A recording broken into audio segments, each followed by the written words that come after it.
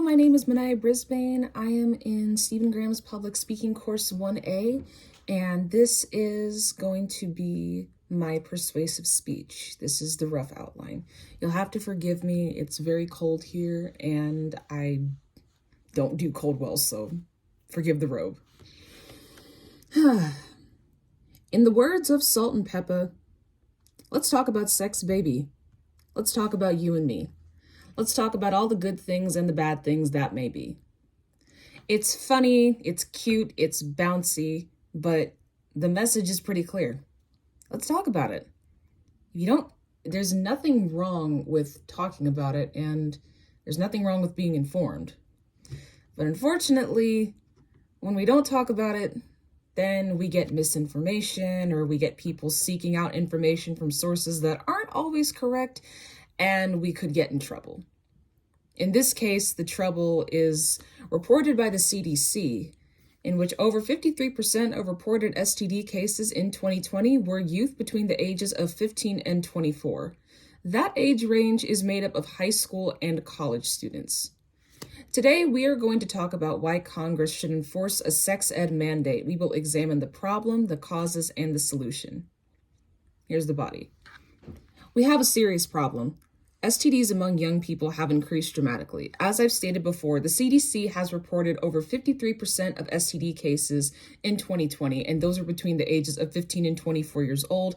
As I said before, that's high school and college students. The three that have seen a serious increase have been gonorrhea, primary syphilis, and secondary syphilis.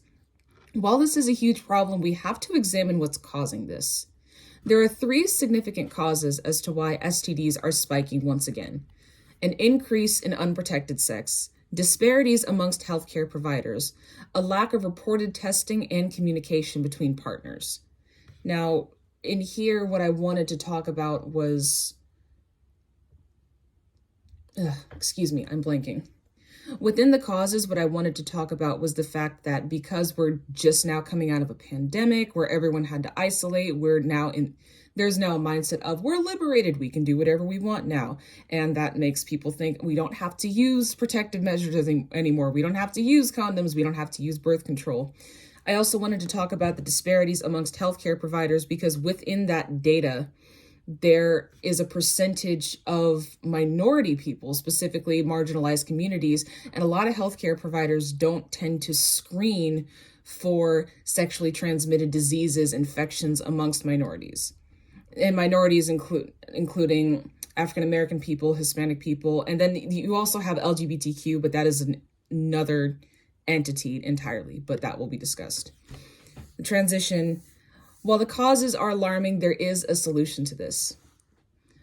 Congress needs to require all high school and college students to take sex ed. By providing education on how to prevent the spread of STIs, resources to free screenings and testing would be provided in order to combat the disparity within marginalized communities. An LGBTQ aspect of the curriculum will be implemented as to combat the lack of resources for LGBTQ youth and young adults, because as I've stated before, the sex ed that is out there doesn't always include LGBTQ youth because, well, it's its own entity and it needs to be talked about. Okay, here is my conclusion.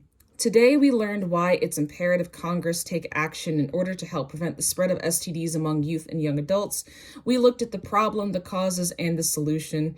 Remember, the CDC has reported that in 2020, 53% of reported STD cases were between the ages of 15 to 24, which are the ages for high school and college students.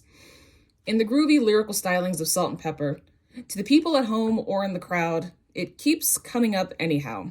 Don't be coy, avoid, or make void the topic, because that ain't gonna stop it. It's better to be educated and informed than it is to be contributing to the spread. And that is the rough outline. I promise the speech will be better.